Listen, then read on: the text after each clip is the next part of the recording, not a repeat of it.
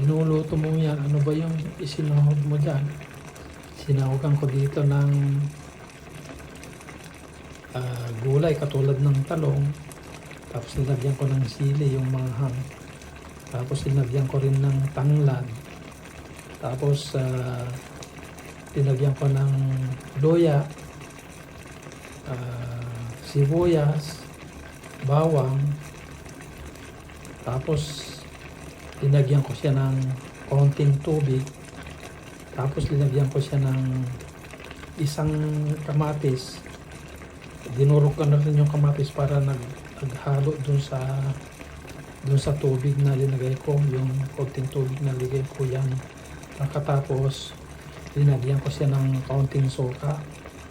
Kaya tapos yung pampalasa linagyan ko ng konting bitsin saka yung chicken cubes. At saka of course, siyempre yung linagyan ko siya ng kaunting asin.